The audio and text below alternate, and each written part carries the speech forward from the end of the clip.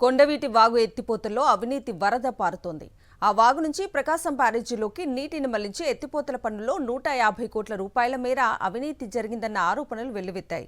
423.64 కోట్ల రూపాయలుగా ఉన్న కాంట్రాక్టు విలువను 443.76 కోట్లకు కోట్ చేసిన మెగా సంస్థకు అప్పగించి ఆ మొత్తాన్ని 523.18 కోట్లకు చేర్చేలా పథక రచన చేశారన్న ఆరోపణలు బలంగా వినిపిస్తున్నాయి. రాజధాని అమరావతికి కొండవీటి వాగు వరద ముప్పు తప్పించేందుకు ఉండవల్లి వద్ద ఆ వాగు నుంచి 8,400 క్యూసెక్కులను ప్రకాశం బ్యారేజీలోకి మళ్లించేలా ప్రభుత్వం చేపట్టిన ఎత్తిపోతల పనుల్లో భారీ అవినీతి చోటు చేసుకుంది.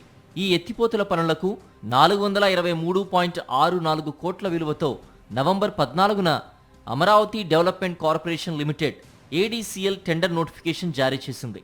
ఇందులో కాంట్రాక్ట్ విలువ కంటే 4.75% అధిక ధర అంటే 443.76 కోట్లకు కోట్ చేసిన మెగా సంస్థకు పనుల్ని అప్పగించేందుకు రాజధాని ప్రాంత అభివృద్ధి సంస్థ CRDA రాష్ట్ర మంత్రివర్గ ఆమోదం తెలిపాయి.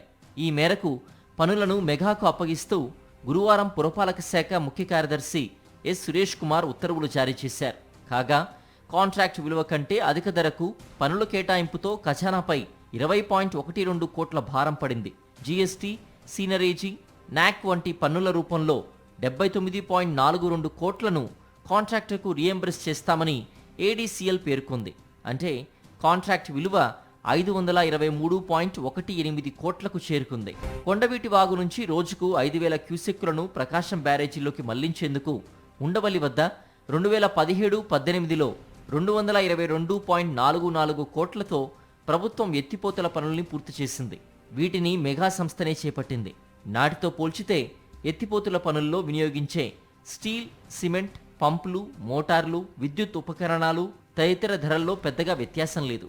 కానీ ప్రస్తుతం 8,400 క్యూసెక్కులను ఎత్తిపోసే పనులను 523.18 కోట్లకు మెగా సంస్థకే ప్రభుత్వం కట్టబెట్టింది. కాగా దీని వ్యయం 360 కోట్ల నుంచి 380 కోట్లకు మించే అవకాశం లేదని, అంచనాల దశలోనే 100 కోట్ల నుంచి 130 కోట్ల మేర భారీగా అక్రమాలు జరిగాయని ఇంజనీరింగ్ నిపుణులు చెబుతున్నారు.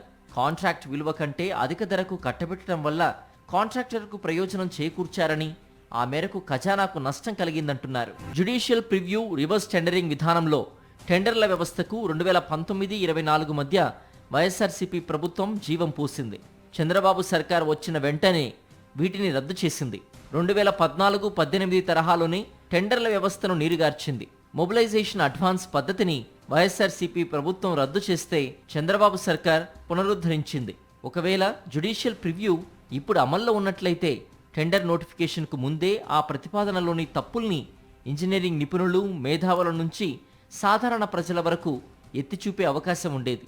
వాటిని పరిగణలోకి తీసుకుని అంచనా వ్యయాన్ని సరిచెయ్యాలని ADCL అధికారులను జ్యుడిషియల్ ప్రివ్యూ జడ్జి ఆదేశించుండేవారని ఇంజనీరింగ్ నిపుణులు స్పష్టం చేస్తున్నారు.